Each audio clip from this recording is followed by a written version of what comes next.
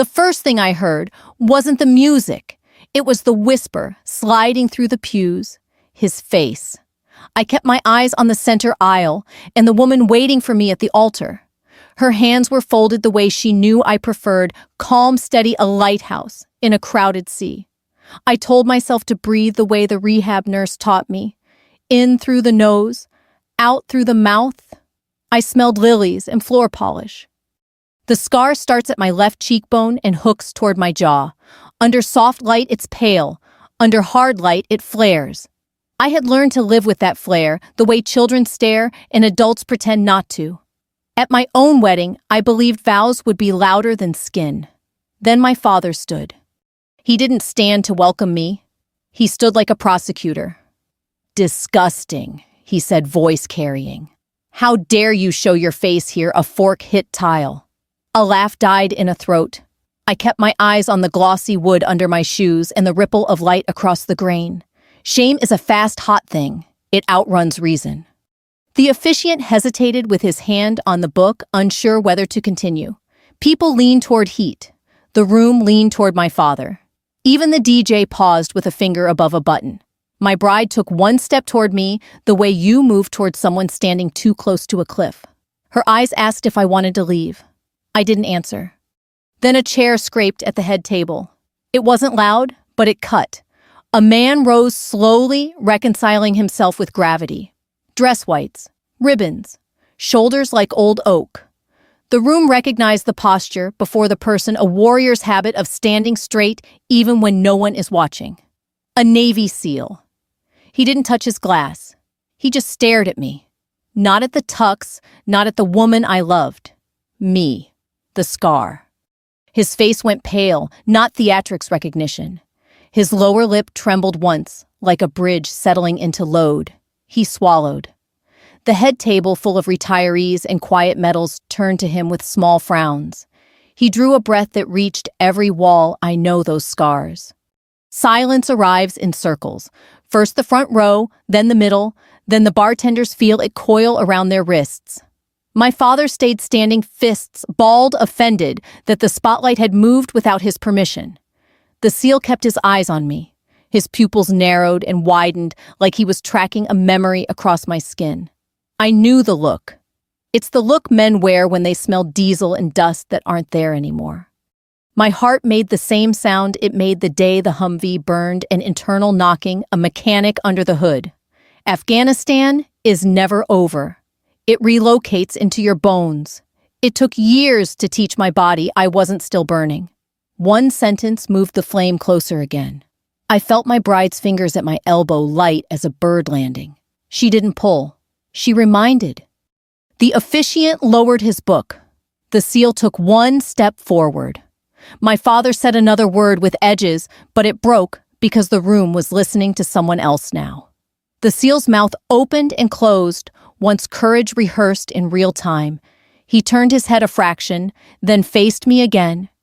"I know those scars," he repeated softer, as if the words cost something. "Because I carry them, just not where you can see." He touched his chest. His hand shook. He saved me. A ripple moved through the guests. People began to assemble a story from parts burn, war son father vow. Truth was rearranging the furniture. I hadn't cried when I first woke to the skin that would be mine for the rest of my life. I hadn't cried when children pointed. I hadn't cried when strangers called me brave for buying milk. But I felt tears then. Not for me, not even for the man who stood, but for the mercy of being seen by someone who spoke the same language my face did. The SEAL set both palms on the linen, as if steadying the whole table, and said my name like a prayer he'd been saving. No one breathed. Even the air seemed to hold still. The DJ lowered his hand. The officiant bowed his head. My bride's thumb traced one small circle near my sleeve seam, an anchor where only I could feel it. The room had narrowed to a triangle, the man who made me the man I pulled from fire, and me choosing which truth would walk me the rest of the aisle. I straightened my shoulders and looked up. A sky flashed across my mind, too bright, too hot. A voice yelling over small arms fire. The metallic smell of pennies in a furnace. The The present threaded a needle through the past and pulled tight. The seal drew in a long breath. The guests waited as if for a verdict. My father opened his mouth to reclaim the room. He didn't get the chance. The seal stepped away from the head table boots, sounding deliberate on polished wood, and faced the crowd. "You want a reason?" he said, looking past my father and into the room that had watched me shrink. "I'll give you one." He lifted a shaking hand and pointed not at me, but at the memory only he and I could see. I was there. The words struck like cold water. Some guests sat without meaning to. The bartender set down a glass. My father's jaw worked. He looked smaller and angrier at the same time, like a storm that had lost heat but not noise. The seal's shoulders squared. I felt my breath settle, not because the insult vanished, but because truth had entered the room and asked me to stand with it. The scar tugged the way it always does when I smile. I didn't smile. Not yet. I met the seal's eyes and nodded once. He nodded back. The officiant closed his book. My bride's hand tightened around mine. The room leaned forward. The music was silent. The past and the present stood shoulder to shoulder. Then the seal began to speak. "I grew up in a small house with neat hedges, a flag out front, and a man who measured everything in inches and insults. My father believed discipline made men and ridicule was the sharpest tool in his belt.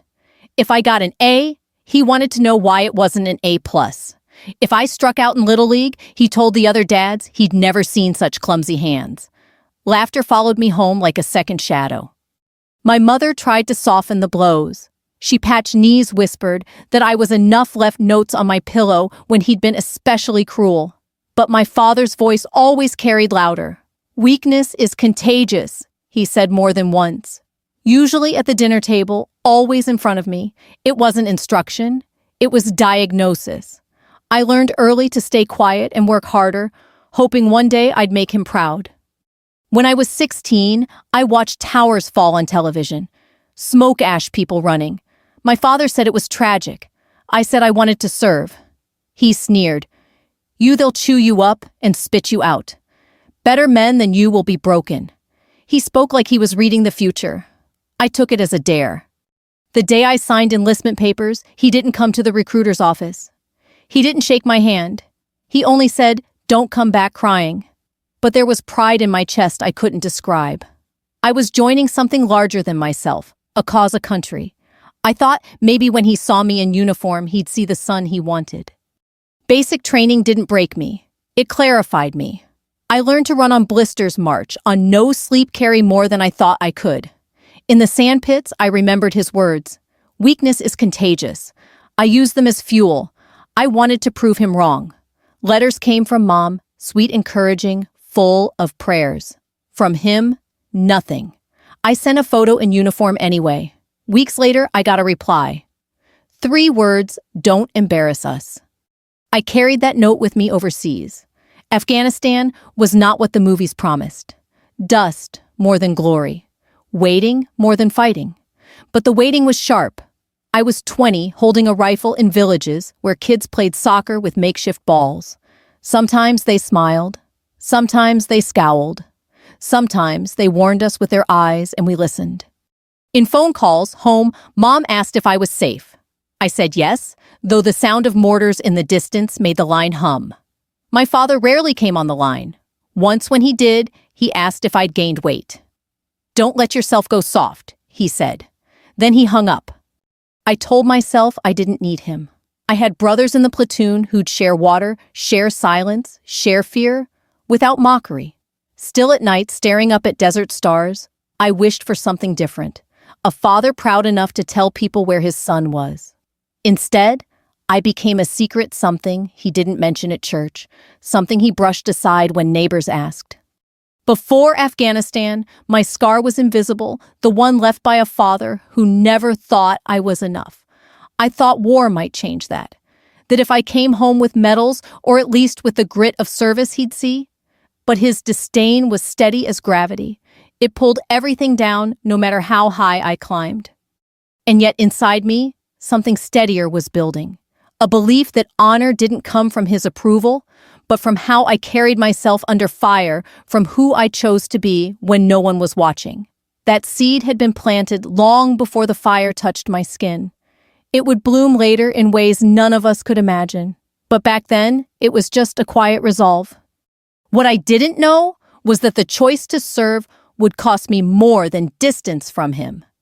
It would brand me in ways he'd use against me for the rest of my life. The scar that made him sneer started here long before flames, long before the Humvee. It began in his words. Words that followed me across oceans into deserts, and eventually back to a wedding aisle where his voice would try to shrink me again. Afghanistan has a way of tattooing itself onto you. Not just on skin, but deep inside bone. I thought I knew war from movies and newsreels, but nothing prepares you for the taste of dust in your mouth every morning, the constant hum of helicopters, the way silence itself becomes suspicious. I was 23 when the desert branded me forever. Our convoy had been on routine, though there's no such thing. 6 Humvees. A stretch of road near Kandahar, the kind of route we'd driven so often, it felt like a treadmill. Familiarity breeds carelessness. I should have known. We all should have. I remember laughing with Torres, one of the guys in my unit, about how much sand can fit into a boot. We were mid-joke when the blast came. Noise first, then light, then heat. Like the sun had been dropped in our laps. I remember my ears ringing so loud I thought I'd gone deaf. Then the sharp, wet smell of diesel blood and fire, all braided together. The Humvee in front of us was swallowed whole.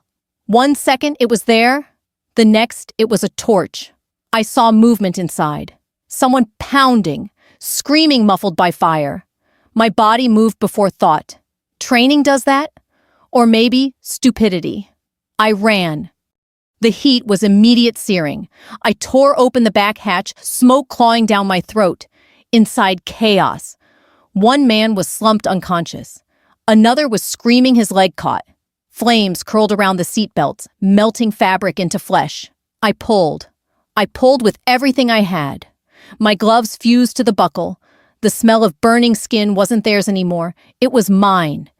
Somehow, we made it out. I dragged one, then another, rolling them into dirt-patting flames out with my own arms. My sleeve caught.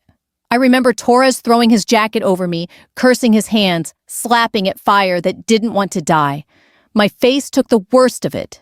When heat licks that clothes, you don't feel pain right away. You feel distance, like your body has walked 2 steps behind itself and is watching detached. Then the pain crashes in tidal. I don't remember blacking out, but I must have. I woke in the back of a medevac, a medic leaning over me, shouting words I couldn't parse. My world had shrunk to bandages, morphine, and the hiss of oxygen. Days blurred into weeks in a military hospital. Graph's debridement, more words I learned not to flinch at. I stared at ceilings, avoiding mirrors. When they finally let me see, it was in a bathroom the size of a closet. The nurse handed me a mirror, her eyes kind but braced. I lifted it. The man staring back had half a face I recognized, and half I didn't. Skin warped, shiny tight, as if it belonged to someone else. My first thought wasn't about the pain. It was my father's voice. Don't embarrass us. He never came. Mom visited, her hands trembling when she smoothed my sheets, her voice cracking when she read me psalms. But him, not once. A card arrived, his handwriting sharp and cold. Heal up. Don't expect sympathy. I kept it in a drawer, not because I cherished it, but because it proved he knew. He knew and still chose silence. Recovery was its own battlefield. Physical therapy tore me apart and stitched me back together daily. Learning how to eat again, how to shave around scar tissue, how to sleep without jolting awake thinking I was still burning. The therapist told me scars were badges of honor, easy words from people without them. Strangers didn't see honor, they saw curiosity, pity, sometimes disgust. Children asked if it hurt. Adults asked nothing at all, just looked away. When the medal came, a bronze star, they pinned it to my chest as cameras clicked. Reporters used words like heroic, but all I saw was the reflection of my scar in their lenses. They weren't photographing courage. They were photographing what made me different. Back home, neighbors put up flags, sent casseroles, shook my hand with too much reverence. But my father. He shook his head once. At the dinner table muttered, "Should have been more careful." I wanted to shout to tell him I'd dragged 2 men out of fire, that my face burned because I refused to let them die. But his disdain drowned everything. In Afghanistan, I'd learned how quickly life can vanish. Back home, I learned how slowly dignity can be stolen, one comment, one look, one withheld word at a time. But through all of it, one truth smoldered under the ash: I was alive. And the men I pulled from the Humvee were alive too. That mattered more than my father's approval, more than strangers' stares. Still, when I looked in the mirror, I didn't just see survival. I saw the prophecy he'd made.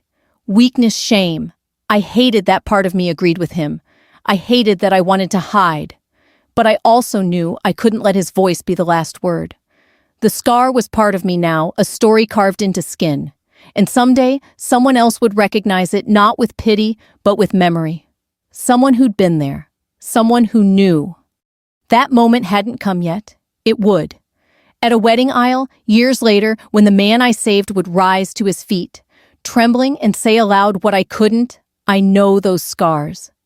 Coming home was supposed to be a return. It felt more like a translation gone wrong. Words, the same meaning twisted. The streets of my hometown looked smaller, quieter, but people's eyes looked larger when they landed on me. Kids whispered. Adults smiled too wide, then turned their faces before the second look could betray them. At the VA hospital, I learned new routines. Ointments, pressure masks, physical therapy to stretch skin that wanted to shrink. I learned how to shave carefully around scars, how to sleep sitting up when tissue pulled too tight if I lay flat. Pain became background noise. What I couldn't tune out was the pity. Pity wears perfume, it brings casseroles, it fills the silence with words like inspirational when it really means tragic. My fiancé, then just a friend, met me during one of those silences. Her name was Emily. She was a volunteer dropping off books at the ward. She treated me like I wasn't broken. She asked about my favorite authors, not about my scars. For the first time in months, I laughed without flinching. She laughed back, and in that laugh was the possibility of normal life. But normal didn't include my father. He stayed away. When Mom urged him to visit, he said, "What am I supposed to say? Good job catching fire." He preferred absence to awkwardness. When I finally walked into their house months later, he barely looked up from his chair. "You walk funny," he said. That was his welcome home. Neighbors threw me a barbecue. They hung a banner, "Welcome home, hero." My father stood in the corner, beer in hand, correcting people's praise. He should have been more careful. War doesn't excuse mistakes. I kept smiling, kept shaking hands, but inside I shrank. Hero to them, disappointment to him. Finding work was harder than I thought. Some employers saw the veteran box checked and called me in. Most saw my face and found reasons to end the interview quickly. "We'll be in touch," they said. They weren't. I eventually found steady work with a logistics firm, the kind that valued discipline more than appearance. It wasn't glamorous, but it gave me structure. Emily kept showing up. Coffee on my worst days. Stubborn smiles on the days I tried to push her away. She said scars didn't scare her. Everyone carries them. She told me once. Yours just happened to be visible. I didn't believe her at first, but when she touched my cheek and didn't pull away, something inside me began to heal in places no doctor could reach. When I asked her to marry me, she didn't hesitate. Her yes was the loudest word in the room. Planning the wedding was both joy and landmine. Joy because it meant future. Landmine because it meant my father. He scoffed when he heard. "Who would marry you looking like that?" He muttered loud enough for Mom to hear, "Not for me." But I heard anyway. He refused to walk me down the aisle, said it would make him a laughingstock. His absence became its own guest on the invitation list. Emily told me we didn't need him. Family isn't always blood, she reminded me. She was right, but I still felt the ache. You can build walls, but part of you still wants the one person behind them to climb over. As the date drew closer, I tried to imagine the day. I pictured laughter vows, a first dance that would feel like victory.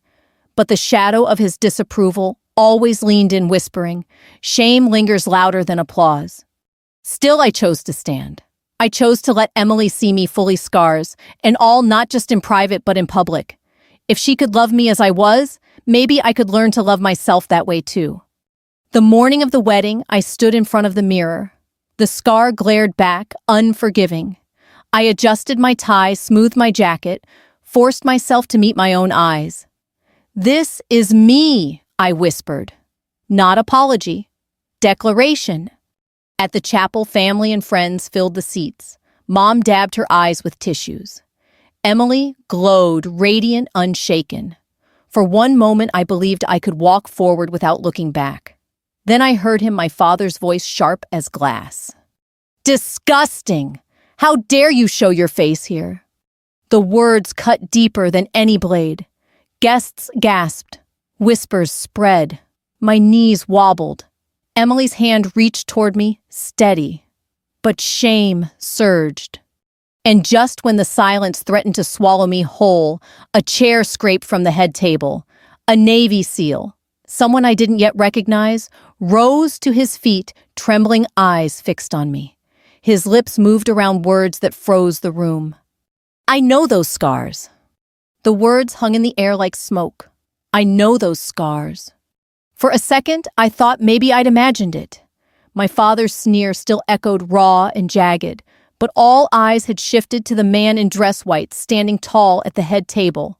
His chest carried more ribbons than I could count, his jaw set in a way that only men who had tasted war ever learn. A Navy SEAL. The room recognized him before I did. He wasn't looking at my father. He wasn't looking at my bride. He was looking at me.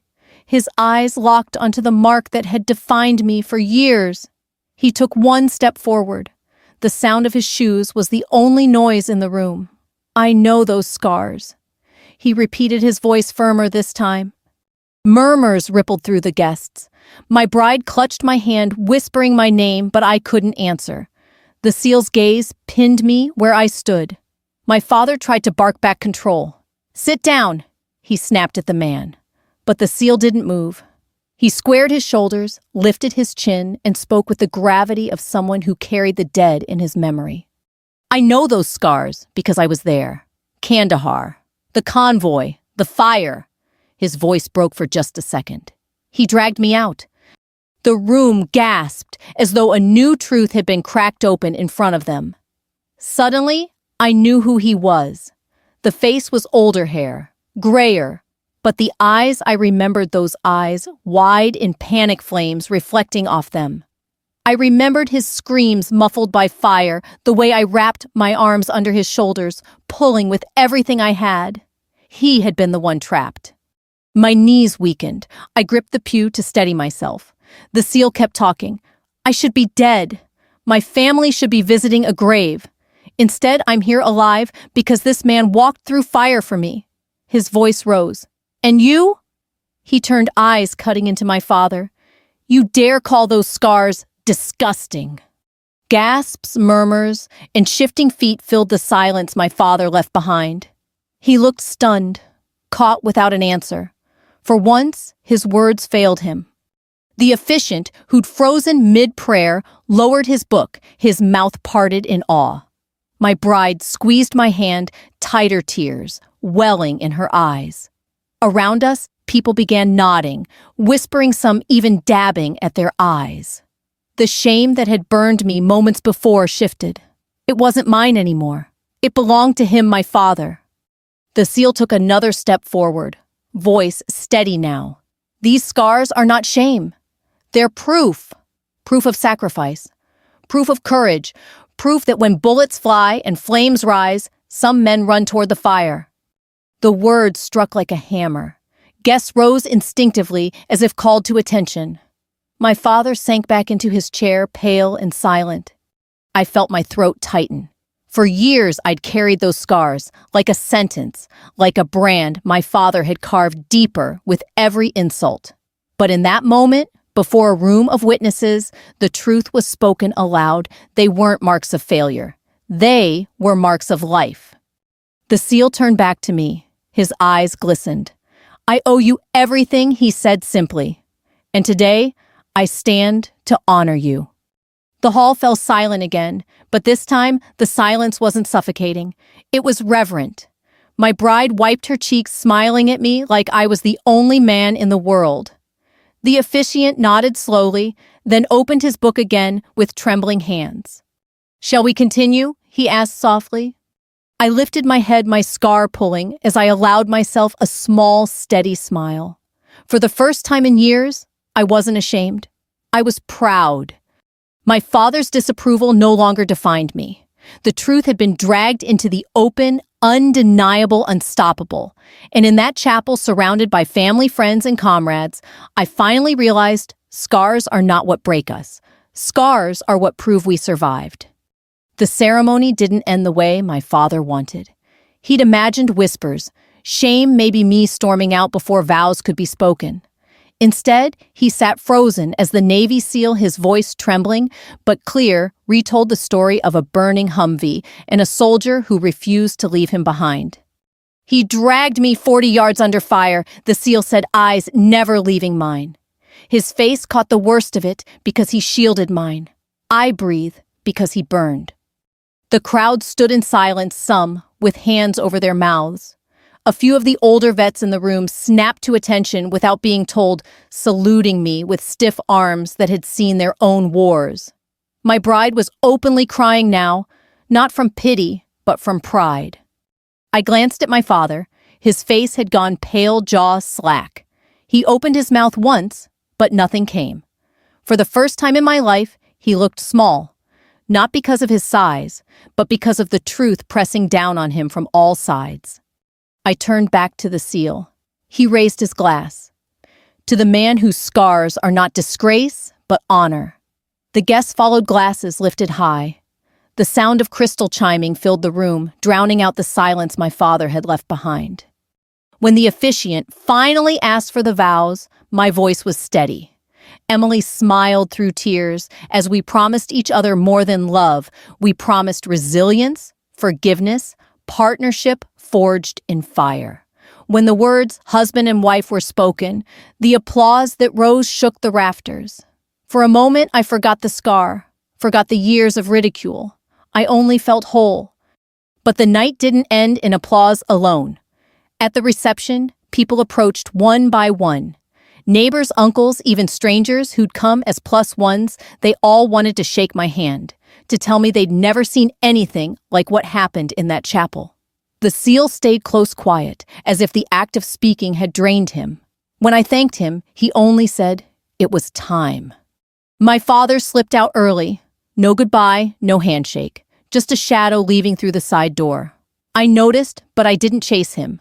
For once, I wasn't the one carrying the weight of his absence.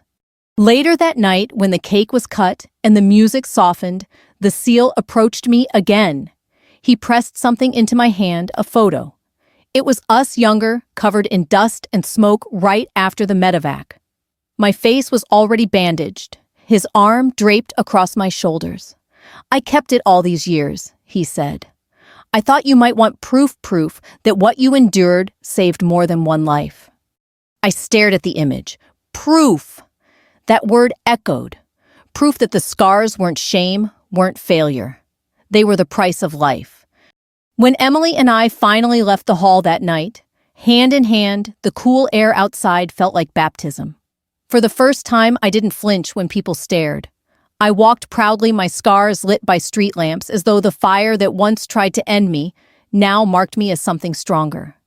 The war had taken much. My father's cruelty had tried to take more. But here, under the open sky, I realized neither had won. I was still standing, and standing taller than ever. The house was quiet when I finally met him again. Not the wedding hall, not the reception, just my parents' kitchen, the hum of the old refrigerator filling the silence. Mom had asked me to come. She said he'd been sitting in the den for days, nursing his shame with silence. I almost didn't go, but Emily touched my arm and said, "Sometimes the scar they can't see is worse than the one you carry." He looked smaller in that chair, no longer the man who barked orders like a drill sergeant at his own dinner table. His eyes flicked up when I entered, then dropped again to his hands. For a long time, he said nothing. I waited. I'd waited my whole life for his words. I could wait a few minutes more. When he finally spoke, his voice cracked. I was wrong. Just that. 3 words I never thought I'd hear. He cleared his throat, fumbling. I thought if I kept you hard, you'd survive. I never wanted pity in this house. But he broke off, rubbing his forehead. When I saw you standing there in front of everyone with that seal, I realized you weren't the weak one. I was. It wasn't the apology of a poet. It was rough, clumsy, but it was real. I let the words sit between us. They didn't erase years of cruelty, but they opened a crack in the wall. I don't need your pity, I said finally. Never did. What I wanted was respect. He nodded, eyes wet. You earned more than that. You earned something I can't give. You earned a life that's yours. We sat in silence, not comfortable, but not hostile either. It was a start. Over the months that followed, he tried in his own way. He came to Sunday dinners quieter than before. Sometimes he'd ask about my work, about Emily. Once he even asked about the seal. I told him the man sends a Christmas card every year with his daughter's photo. Her middle name is my own. My father didn't answer. He just nodded and swallowed hard. The scar never left my face. It never faded enough to be forgotten, but it stopped feeling like a wound. It became a reminder of fire survived, of life, given back, of truth that finally had to be spoken in public before it could be believed in private. On our first anniversary, Emily and I stood in the same chapel. The pews were empty this time, just us, and silence. I touched the scar gently and whispered, "Thank you." Not to the fire, not to the pain, but to the lesson. Because here is the truth I want you listening to carry with you. Scars are not disgrace. They are history, written on skin, proof that you faced the flames and chose to keep walking. My father mocked mine until he couldn't anymore. He called them shame until another man revealed them as sacrifice. And in that revelation, I found freedom. So if you carry scars visible or hidden, don't let anyone tell you they make you less. Scars mean you've been tested. Scars mean you've endured. And sometimes they are the very thing that will make others rise trembling to honor you. Blood doesn't always salute, but honor does. If this story reached you, if it stirred something in your chest, I ask you to pause and reflect. Who has carried scars for you? Who have you dismissed because you only saw the wound, not the warrior? Share this story if you know someone who needs reminding that survival itself is courage. And if you want to hear more truths like this about resilience, about rising, about scars turned into strength, stay with us. Because together we rise taller.